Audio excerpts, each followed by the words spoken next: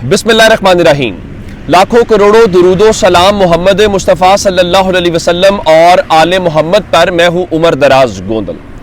जनाब, पहली बात यह है कि ये जो सारे का सारा हुकूमती अरेंजमेंट है, जो सारे का सारा सिलसिला है, इसका अगर आप एनालिसिस करेंगे ना, यानी आप जब सोचते हैं कि कैसे नवाज शरीफ पीपल्स पार्टी इकट्ठे हो गए, कैसे बाकी सब इत्तेहादी इकट्ठे हो गए, तो वो एक ही फैक्टर है, उसका नाम इमरान खान है कि इकट्ठे रहो, इमरान खान आ जाएगा, आपस में इत्तेहाद रखो वरना इमरान खान आ जाएगा।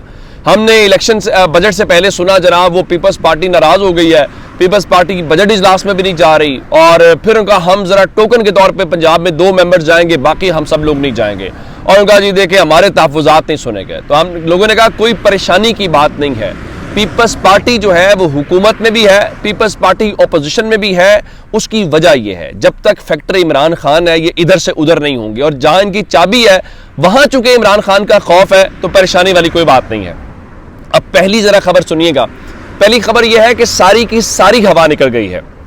हवा उसी दिन निकल गई थी जब इस्लामाबाद के अंदर इन्होंने ये फैसला किया था कि हम बजट इजलास में शिरकत नहीं करेंगे, और उसके बाद हमने देखा कि इसहाक डार आए और इसहाक डार यूं मना के सबको ले गए, और उन सबको पता था कि ये ज़रा मीडिया में खबरों में हाइप के लिए तो ज़रूरी है, लेकिन इससे ज़्यादा हमारी हैसियत नहीं है। अब ज़रा मैं आपको जो खबर देना चाहता हूँ, खबर ये है कि क्या उसको कहते हैं कि अब उन्होंने ज़रा उस चीज़ से निकले हैं और फैसला ये किया है जनाब के बैकडोर राब्ते या जो मुज़ाकरात हैं वो कामयाब हो गए हैं। इसका मतलब है कि हुकूमत और पीपल्स पार्टी के दरमियान मुज़ाकरात हो रहे थे, ये कहना भी मुनासिब नहीं है, ये दोनों ही हुकूमत है। असल बात यह है कि किसी ने कहा होगा कि आप आपस में दूर कैसे हो सकते हैं, तो जनाब अब यह है कि हुकूमत और पीपल्स पार्टी के दरमियान बर्फ़ पिघलने के इम्कानात पैदा हो गए हैं, और बिलावल भुट्टो ने जो बैकडोर चैनल पर राब्ते हुए हैं उससे अपनी पार्टी से मुशावरत कर ली है, और जिसके बाद बिलावल भुट्टो ने शहबाज शरीफ के साथ मुलाकात करने का फैसला कर लिया। ये वही बिलावल जरदारी थे जो हमें कहा करते थे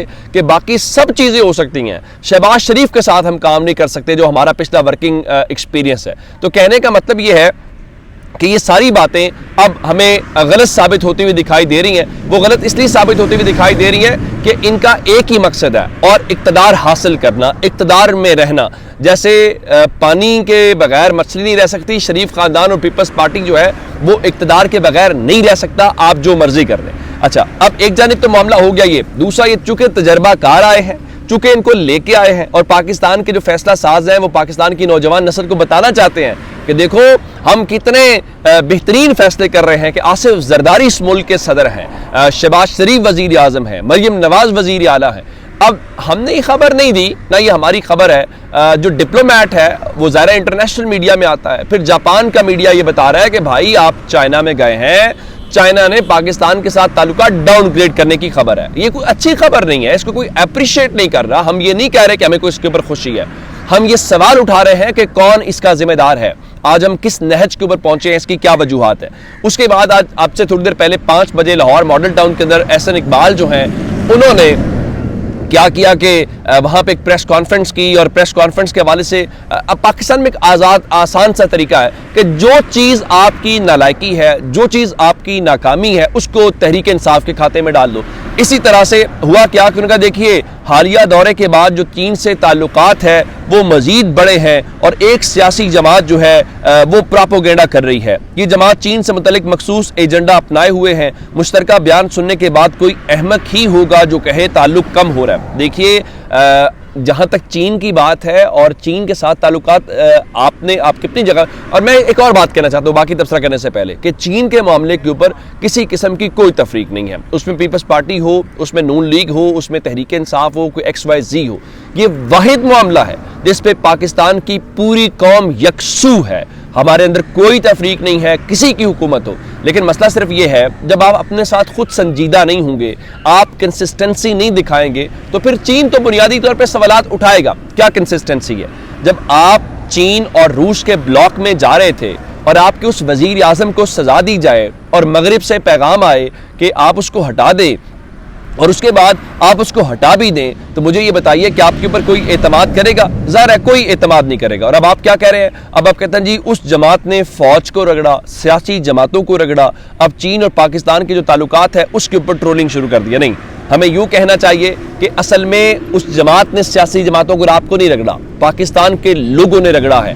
8 فروری کو پاکستان کے لوگوں نے آپ کو مائنس کیا ہے، آپ کو ووٹ نہیں دیا، آپ کو مسترد کیا ہے۔ اگر اس جماعت سے کسی کو مسئلہ ہوتا تو 8 فروری کو جو انہوں نے پاکستان کی 75-76 سالہ جو انتخابی سائنس ہے، جس طرح سے انہوں نے اس کو پلٹ کے رکھ دیا، میرے خیال سے وہ پلٹتی نہ۔ پاکستان کے لوگوں نے ان کے اوپر اعتماد کیا ہے، آپ کے اوپر اعتماد نہیں کیا۔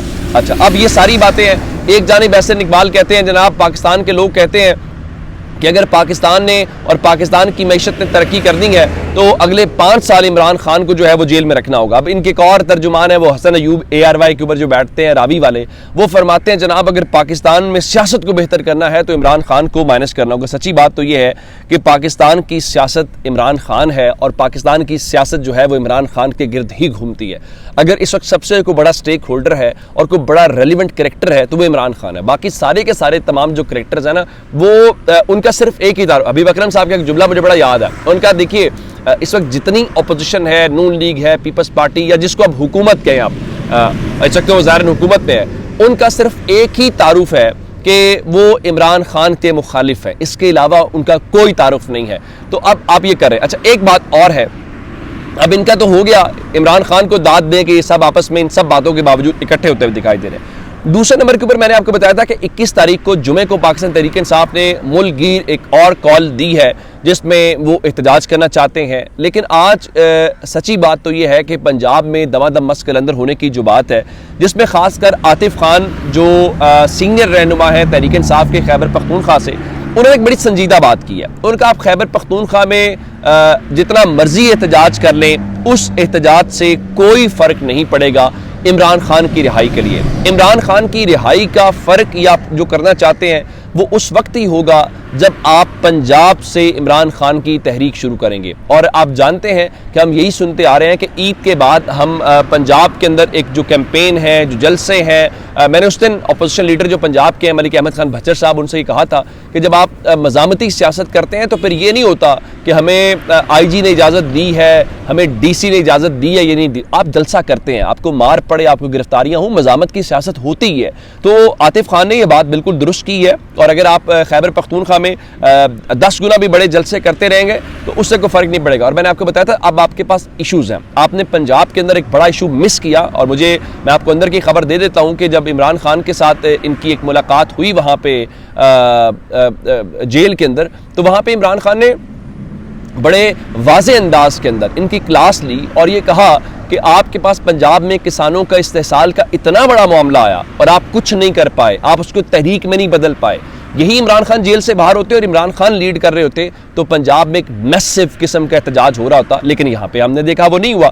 اب اگلا بجٹ والا معاملہ ہے، آپ 1 جولائی کے بعد دیکھیں گے کہ چیزیں کیسے تبدیل ہوتی ہیں۔ جب آپ نے GST لگا دیا ہے، آپ نے ٹیکس لگا دیا ہے، تو لوگوں کے پاس کیا بچے گا؟ لوگوں نے پھر کیا کرنا ہے؟ تو اگر آپ اس موقع کے اوپر بھی آپ نے نہ کیا تو پھر آپ کو کوئی، اب یہ جو کریڈٹ ایجنسی فچ ہے اس نے بتا دیا کہ بجٹ کے بعد پاکستان میں مہنگائی بڑھے گی، اور مزید اس کی وجہ یہ ہے کہ آپ نے ٹیکس امپوز کر دیا ہے۔ آپ ابھی قربانی والا دیکھ لیجئے، آپ اپنے گلی محلے میں اپنے شہر میں دیکھیے گا کتنی زیادہ قربانی ہوئی ہے، کیا پچھلے سال سے قربانی زیادہ ہوئی ہے یا پچھلے سال سے قربانی کم ہوئی ہے؟ اس ایک پیمانے کی بنیاد کے اوپر آپ دیکھ سکتے ہیں کہ لوگوں کی قوت خرید بہتر ہوئی ہے یا کم ہوئی ہے۔ باقی آپ حکومت کے دعووں کو یا ان کے جو وہ چیزیں ہیں اس کو ایک طرف رکھ دیتے ہیں۔ اب آتے ہیں صنم جاوید کی طرف۔ صنم جاوید پاکستان کے اندر ایک مثال ہے، اور آنے والے وقتوں میں صنم جاوید، عالیہ حمزہ، ڈاکٹر یاسمین راشد، یہ سب کردار جو ہیں وہ تاریخ میں مثال ہوں گے۔ لوگ بتایا کریں گے کہ سیاسی کارکن کیسے جیل کاٹتے ہیں، سیاسی کارکن کیسے بہادری کے ساتھ اپنی جماعت اور اپنے نظریے کے ساتھ کھڑے ہوتے ہیں۔ اب ان کے والد نے ذرا یارکر کیا ہے قاضی فائز عیسیٰ صاحب کو، اور انہوں نے ایک خط لکھا ہے۔ فلک جاوید خان جو ان کی ہمشیرہ ہیں، انہوں نے اس حوالے سے ٹویٹ بھی کیا ہے، اور انہوں نے بتایا ہے کہ ان کی جو صاحبزادی ہیں صنم جاوید، ان کے ساتھ کیسے سورج طلوع ہوتا ہے اور ان کی بیٹی کو قیدیوں والی گاڑی میں سوار کر دیا جاتا ہے، اور پھر سارا دن اس گاڑی کو دھوپ میں کھڑا کیا جاتا ہے، اور سورج طلوع ہونے سے رات گئے تک کچھ کھانے کے لیے نہیں دیا جاتا، اور مسلسل دھوپ میں کھڑا کرنے کی وجہ سے اس کی آنکھیں خراب ہو گئی ہیں، انفیکشن کا شکار ہے، اور تاخیر سے جیل پہنچنے کے بعد بتایا جاتا ہے کہ کھانا ہی ختم ہو گیا۔ اور ظاہر ہے یہ اس کے اوپر قاضی فائز عیسیٰ صاحب کے اوپر بہت زیادہ سوالات ہیں جو کہتے ہیں کہ شاید یہ پاکستان کے اندر ایک تاریخی دور ہے، نہ کوئی مداخلت ہو رہی ہے، نہ کوئی انسانی حقوق کی پامالی ہو رہی ہے، لیکن قاضی صاحب بہت خط لکھتے ہیں، اس خط کا بھی جواب دے دے جو ان سے اور ان کے اس پورے کردار کے اوپر سوالیہ نشان ہے۔ اپنا بہت سارا خیال رکھیے گا، خدا حافظ۔